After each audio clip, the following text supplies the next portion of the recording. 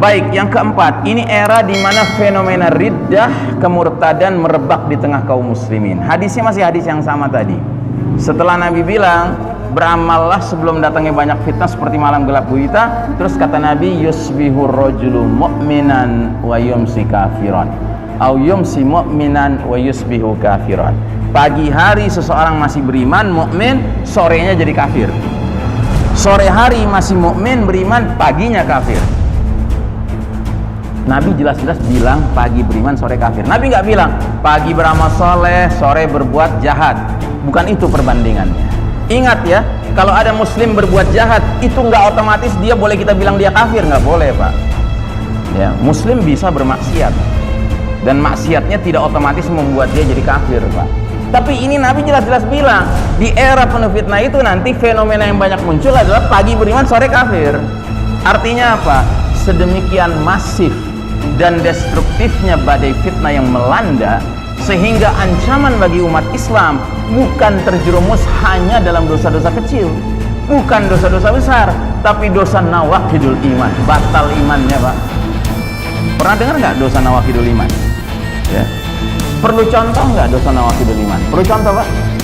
Siap nggak? Ya siap nggak siap, dia namanya ilmu, ya nggak? Saya kasih dua contoh. Contoh pertama, orang dikatakan nawaqidul iman, mengaku muslim, tapi ringan aja bilang semua agama sama, semua agama baik, semua agama benar. Ini kalimat yang menyebabkan orang itu batal imannya, Pak.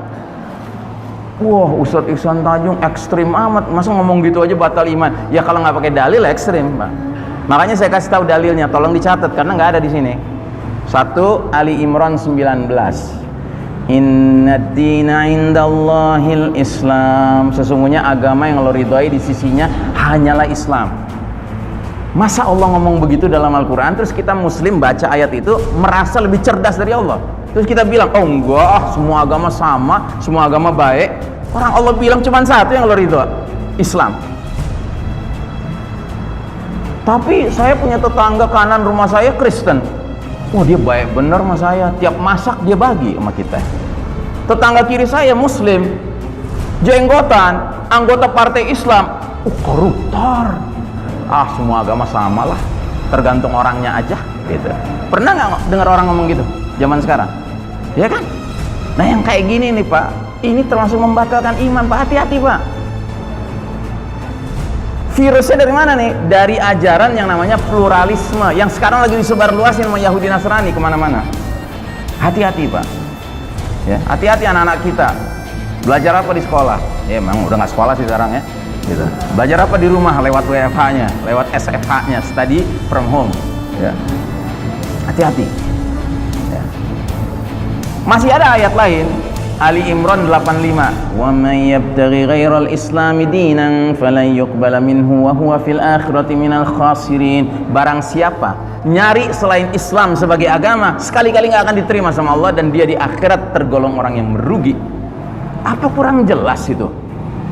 Allah ngomong begitu, terus kita berani-beraninya bilang, ah enggak lah, semua agama sama, semua agama baik, semua agama benar, palelo peang kata orang Betawi, ya kan? Satu lagi, Al-Hijr ayat 2, catat. Rubama yawaddul ladzina kafaru law kanu muslimin. Nanti di akhirat seringkali itu orang-orang kafir bilang begini, aduh tahu gini gue jadi muslim dulu di dunia. Artinya apa? Artinya nggak sama. Agama Islam ini nggak sama dengan agama lain, ya. Nah hari ini faham pluralisme telah banyak memakan korban muslim yang riddah, yang murtad dari agamanya. Itu satu. Contoh kedua, istihza'u biddin. Hati-hati ya, agama ini nggak boleh jadi bahan olok-olok. Kenapa? Karena ini dinun kamilun syamilun mutakamil. Ini agama yang sempurna, yang lengkap dan saling melengkapi satu bidang dengan bidang lain. Jangan coba-coba mengolok-olok agama yang sempurna ini, karena itu sama saja mengolok-olok Allah Subhanahu wa taala. Batal imannya. Nah, pertanyaannya, hari ini orang mengolok-olok agama ada tidak, Pak? Banyak benar, ya. Itu orang-orang yang batal imannya, Pak. Ya, hati-hati, jangan ikut-ikutan mengolok-olok agama, ya. Cukup ya, dua contoh saja ya. Nah, jadi sistem kafir syirik telah menjelma menjadi peradaban yang penuh dosa, bahkan menghasilkan umat Islam yang murtad dari agamanya, karena kehidupan sudah nggak ditujukan, diarahkan untuk meraih ridha Allah, melainkan mengejar kepuasan material dan kesenangan duniawi belaka. Ya, sampai-sampai Al-Quran Allah Ta'ala menjelaskan bahwa orang-orang kafir harbi ini yang mimpin dunia sekarang, Pak, ini kafir harbi, Pak. Kafir itu macam-macam, Pak, tapi ada jenis namanya kafir harbi. Kafir harbi itu artinya kafir yang memerangi Islam dan umat Islam. Apa kata Allah tentang mereka?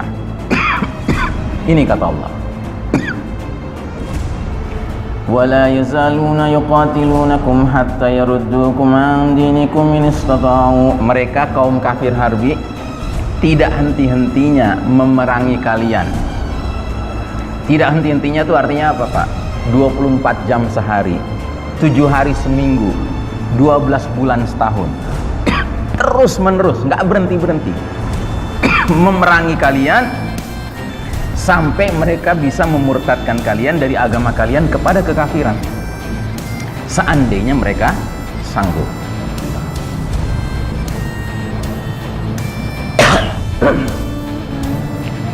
Makanya saya ingat ada hadis Nabi bilang begini, man ra'a minkum munkaran falyughayyir biyadihi. Jika kalian lihat kemungkaran, ubahlah dengan apa? Dengan tangan. Fa illam yastati fa bilisani. Kalau nggak sanggup dengan apa? Dengan lisan. Dengan lisan itu maksudnya kasih nasihat, kasih peringatan. Fa illam yastati fa biqalbi. Kalau nggak sanggup juga dengan lisan, dengan apa? Dengan hati. Dengan hati itu maksudnya apa, Pak? Hah? Apa? Ya, mengingkarinya, ya kan? Jadi kita harus mengingkari sesuatu itu sebagai kebaikan. Kalau kita lihat ya kemungkaran, kita nggak boleh bilang kemungkaran itu baik. Nah, jadi mengingkari dalam hati, kata Nabi, zalika adhaful iman, itu selemah-lemahnya iman. Di hadis yang lain, kata Nabi, nggak sanggup dengan tangan, dengan lisan. Nggak sanggup dengan lisan, dalam hati. Kalau dalam hati saja nggak ada iman sama sekali.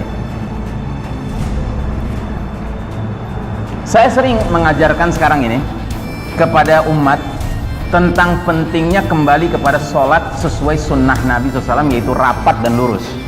Ya kan? Setelah saya jelaskan, mereka akan bilang, tapi Ustadz, kita nggak bisa ngerubah gitu gini. Nggak apa-apa, Anda nggak bisa ngerubah, nggak apa-apa. Yang penting hati Anda harus merasa nggak tenang dengan cara sholat model begini. Sebab kalau hati Anda ridho dengan cara sholat begini, Anda nggak ada iman sama sekali. Saya bilang gitu. Jelas, Pak. Jadi musuh-musuh Islam tuh ngerti, Pak. Mereka belajar, Yahudi itu belajar tentang Islam, Pak. Makanya mereka bikinlah tuh permainan-permainan, proyek-proyek, ya kan, program-program, membuat umat Islam itu ridho dengan kemungkaran. Gitu. Makanya hati-hati, kita ngelihat saudara kita di-COVID-kan meninggalnya, terus dibungkus kayak lemper, masukin dalam peti, harus ada ketidakridhoan dalam hati kita, minimal. Sebab kalau kita ridho dengan itu, sama saja kita ridho dengan kemungkaran, batal iman kita. Na'udzubillahi min dzalik. Ngerti, Pak, ya? Ini penting loh, Pak. Bahwa kita belum bisa rubah itu lain cerita, Pak. Tapi ketahuilah, sekedar mengingkari saja, itu kata Nabi, selemah-lemahnya iman. Nah, kalau sampai yang paling lemah aja kagak hadir, apa yang ada? Udah kagak ada sisa. Itu yang harus kita waspadai. Makanya mereka, musuh-musuh Islam ini ngerti banget. Mereka pikirin betul, Pak. Tidak henti-hentinya memerangi kita. 24 jam sehari, 7 hari sepekan, ya kan, 12 bulan setahun, terus mereka pikirin. Ya, mereka nggak puas umat Islam ninggalin politik Islam, nggak puas lihat umat Islam ninggalin hukum Islam, ninggalin ekonomi Islam, ninggalin cara bermiliter Islam, meninggalkan pendidikan Islam. Mereka mau sampai sholatnya ditinggalkan dengan cara yang Islam. Ya. Pokoknya nggak boleh ada sisanya. Gitu. Ya. Nah, makanya terpulang pada kita mau ngebela nggak nih? Kita mau mempertahankan nggak nih? Yang kelima, ini era di mana kaum muslimin dijadikan santapan yang diperbutkan bangsa-bangsa lain. Hadisnya berbunyi, yushiku al-umamu an tada'a alaikum kama tada'al akalatu ila qassa'atiha. Hampir-hampir bangsa-bangsa memperebutkan kalian umat Islam layaknya memperebutkan makanan yang ada di mangkok. Terus sahabat langsung nanya, dia mikir kan, oh ini karena kita sedikit jumlahnya nih. Dia nanya, apakah kami waktu itu berjumlah sedikit? Kata Nabi, bal antum yawma idzin katsir, bahkan kalian pada hari itu jumlahnya banyak, hanya saja kayak buih di atas genangan air. Buih itu ciri khasnya apa Pak? Buih itu ciri khasnya ringan, kagak ada bobotnya, itu buih. Jadi umat Islam jumlahnya banyak tapi bobotnya lemah. Bobot apa? Bobot semuanya. Bobot akidahnya ringan, bobot akhlaknya ringan, bobot ilmunya ringan, bobot ibadahnya ringan, bobot dakwahnya ringan, bobot jihadnya ringan, semuanya ringan. Tapi coba lihat Nabi dan para sahabat, mana ada orang kafir yang berani ngutak-ngatik Nabi dan para sahabat? Karena apa? Bobot mereka dahsyat, berat bobotnya. Umar bin Khattab saking beratnya bobotnya, sampai Nabi Muhammad SAW sendiri mengatakan, hai Umar, kalau kamu jalan di tengah lembah sendirian, setan lagi ngumpul, bubar itu majelisnya. Saking dahsyatnya bobotnya Umar bin Khattab, ya. Nah, kita ini kebanyakan bobot kita ringan Pak. Makanya kita diperebutkan kayak makanan di mangkok, ya. Nah dulu waktu Nabi dan para sahabat masih tinggal di Mekah itu lemah posisinya. Tapi walaupun lemah, mereka bobotnya nggak ringan, sampai diabadikan dalam sebuah hadis berikut ini. Khabbab ibn al-Arat radhiyallahu an, ini seorang sahabat. Kami pernah ngeluh penderitaan kepada Nabi yang ketika itu beralaskan kain panjangnya di naungan Ka'bah. Jadi ceritanya gini, Khabbab ibn al-Arat ini seorang budak dia. Dia punya majikan kafir Quraisy, musyrik, ya, yang setiap hari itu menganiaya si Khabbab. Kayak Bilal dianiaya sama majikannya. Nah Khabbab ini disuruh apa? Disuruh manasin batu bara. Kalau udah panas, dia disuruh buka baju, suruh tiduran Pak di atasnya. Siksaannya kayak gitu. Tapi bukan hanya dia sendiri, banyak sahabat lain yang kalangan fakir miskin, kalangan budak yang dibegitukan. Akhirnya Khabbab datang ke Nabi, curhat, ya kan, ngeluh. Dia bilang apa? Tidakkah engkau minta pertolongan untuk kami ya Rasulullah? Tidakkah engkau berdoa untuk kami ya Rasulullah? Dia nggak minta macam-macam Pak. Nggak kayak sebagian kita sekarang, saking dianiayanya, dizoliminya, terus wah ini harus angkat senjata nih, ngebom sini, ngebom sana. Nggak ada dia bilang, ya Rasulullah apa nggak saatnya kita angkat senjata nih? Nggak ada, dia cuma minta satu, doain. Apa jawab Nabi? Nabi bilang begini, sungguh sebelum kalian ada orang yang diringkus, digalikan lubang baginya, ditimbun di sana, cuman kepalanya yang nongol, terus digergaji, dibelah dua kepalanya. Ada yang disisir dengan sisir besi sehingga tulang dan dagingnya berpisah, ya. Namun semua siksaan itu tidak memalingkan mereka dari din. Terus Nabi kasih jaminan, wallahi walladzi nafsi biyadih, demi Allah yang jiwa Muhammad dalam genggamannya, urusan ini akan sempurna. Allah akan memenangkan Islam ini sehingga seorang musafir berjalan seorang diri dari Son'a sampai Hadramaut, dia tidak takut pada apapun kecuali kepada Allah atau kepada serigala yang mungkin merekam kambingnya. Terus Nabi akhiri dengan kalimat walakinnakum tasta'jilun, tapi kalian tergesa-gesa, kata Nabi. Jadi Anda perlu sadar bahwa apa yang kita alami sekarang Pak, berada di bawah garis merah Pak, dalam kondisi terpuruk ini bagian untuk membuat bobot kita naik Pak. Makanya jangan nurut sama mereka, nurut sama Allah dan Rasulnya, sekalipun kita lemah sekarang ini. Sebagaimana Nabi dan para sahabat di Mekah juga begitu. Biar kata sudah dianiaya sama musyrikin Quraisy, tetap Allah dan Rasulnya number one. Nggak ada cerita, nggak ada kompromi, nggak ada tawar menawar, ya. Yang keenam, ini era di mana musuh-musuh kaum beriman sudah tidak takut lagi kepada kaum muslimin, ya. Lanjutan hadisnya, kata Nabi setelah menyebutkan seperti buih di genangan air, sungguh Allah tanam akan cabut rasa takut musuh kepada kalian. Coba lihat hari ini Pak, musuh nggak punya takut sama kita. Anda ikuti nggak berita tentang Masjidil Aqsa sekarang? Lagi sholat taraweh ya Pak, dikepung, ya kan, diserang, ya kan, ditembaki, dilemparin gas air mata. La haula wala quwata illa billah. Nggak ada takutnya mereka. Mereka nggak ada takutnya. Tapi alhamdulillah kita juga lihat di video-video di televisi, ya kan, bahwa pemuda-pemuda Palestina juga nggak ada takutnya Pak. Sekalipun nggak punya apa-apa. Nah itu namanya berbobot Pak. Ya. Nah, jadi saudaraku rahimakumullah, kalau umat Islam ini bobotnya kuat, ya, sampai semua bidang sudah benar-benar disiapkan, maka ketika umat Islam sudah mulai menyiapkan puncak bidang, yaitu puncak bidang itu apa? Kekuatan militer, kekuatan askari, maka sebaliknya yang terjadi, mereka yang ketakutan, Pak. Ini ayatnya, surat 8 ayat 60. Kata Allah Ta'ala, wa'iddu lahum mastata'tum min quwwatin wa min ribatil khayli turhibuna bihi aduwallah wa aduwakum wa akharina min dunihim la ta'lamunahumullahu ya'lamuhum. Dan siapkanlah untuk menghadapi mereka kekuatan apa saja yang kamu sanggupi, dan dari kuda-kuda yang ditambat untuk berperang, yang dengan persiapan itu kamu menggentarkan musuh Allah satu, dan musuh kalian dua. Jadi musuh Allah itu musuh kita. Tapi ada lagi orang-orang selain mereka yang kamu tidak tahu tapi Allah tahu. Siapa itu? Kaum munafikun. Jadi coba lihat bagaimana Allah masukkan dalam satu keranjang, Pak. Musuh Allah, musuh kalian, dan kaum munafikun. Itu satu keranjang. Jadi kalau sekarang kita bobotnya ringan nih, Pak. Musuh nggak takut sama kita, munafik juga nggak takut sama kita. Makanya mereka tiap hari ngolok-ngolok agama seenak jidat mereka, Pak. Karena hati mereka dengan hati orang kafir pada dasarnya sama. Kaum munafik itu hatinya ke sana, Pak, bukan ke kita. Dikatakan dalam surat An-Nisa, basyiril munafiqina bi anna lahum azabun alim. Beri kabar gembira kepada orang-orang munafik bahwa bagi mereka akan ada azab yang pedih. Alladzina yattakhidunal kafirina awliya'a min dunil mu'minin. Yaitu orang-orang yang menjadikan orang-orang kafir sebagai teman setia sambil meninggalkan kaum beriman. Ayabtaghuna indahumul izzah fa innal izzata lillahi jami'an. Apakah mereka orang-orang munafik itu menyangka mereka bisa dapat kemuliaan dengan akrab-akrab sama orang kafir itu, padahal kemuliaan sepenuhnya milik Allah Ta'ala, ya. Nah, jadi saudaraku rahimakumullah, yang terakhir, ini era di mana kaum muslimin terjangkiti penyakit yang paling mengerikan, namanya penyakit wahan. Jauh lebih mengerikan daripada COVID, daripada AIDS, daripada demam berdarah, daripada apapun.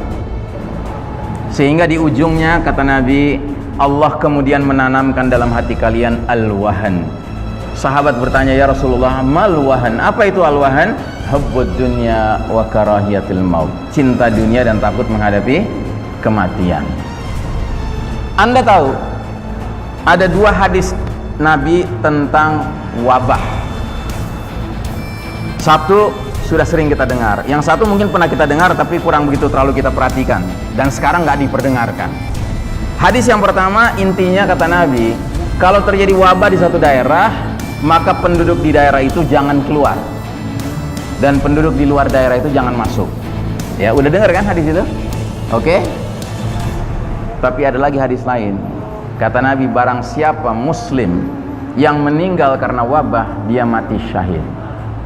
Mati syahid menuju surga apa neraka? Menuju surga. Artinya apa? Artinya Nabi nggak pernah bilang setelah ada wabah nggak boleh keluar dari situ, terus nggak boleh keluar dari rumah, nggak boleh ke pasar, nggak boleh ke masjid. Nggak ada itu. Ya sudah, wilayah itu ditutup, nggak boleh keluar, tapi mereka boleh hidupnya normal aja. Siapa yang bilang kemudian jadinya akibatnya nggak boleh ke sini, nggak boleh ke sana, nggak boleh deket-deket satu sama lain? Yang enggak. Dan nggak ada cerita takut, Pak. Kenapa? Karena kalau misalnya kejangkitan juga tuh penyakit, bahkan sampai meninggal, mati syahid, masuk surga. Nah sekarang, udahlah memenjarakan diri sendiri, ya kan? Nggak boleh ketemu sama anak, nggak boleh ketemu sama cucu, nggak boleh ketemu orang tua sama kakek, ya kan? Nggak boleh silaturahim. Udah gitu takut banget, ya kan? Apa? Iya. Nah jadi saudaraku rahimakumullah, hubbud dunya wa karahiyatul maut ini sudah menjangkiti umat Islam sekarang, ya. Dan kalau kita lihat, tadi sudah saya jelaskan ciri kaum Yahudi Nasrani, bangsa Romawi ini yang mimpin dunia ini. Bagaimana ciri mereka? Mereka cuma ngerti urusan dunia, sedangkan akhirat mereka lalai, ya kan?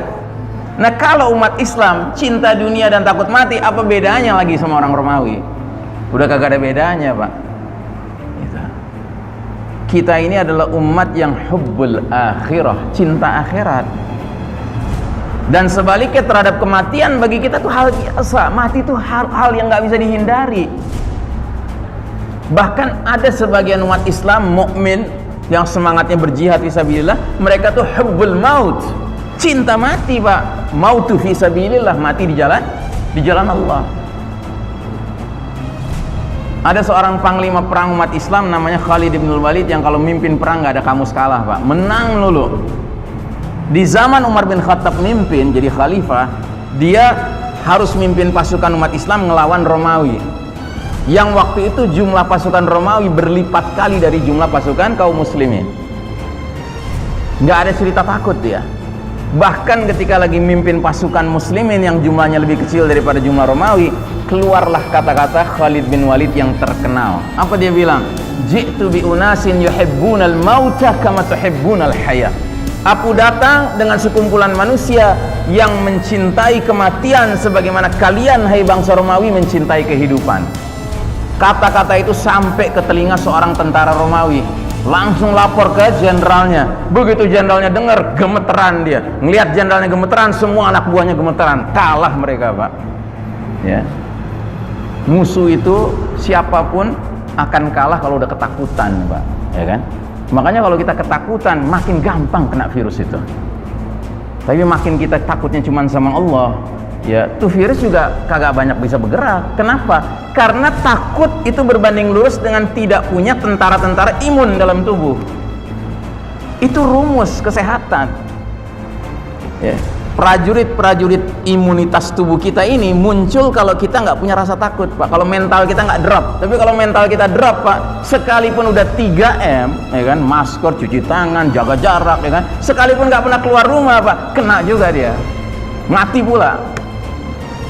Tapi sebaliknya, mereka-mereka yang takutnya cuma sama Allah dan memperlakukan ini sebagaimana penyakit flu, ya, kita bukan nganggap nggak ada, Pak, virus ini. Ada virus ini.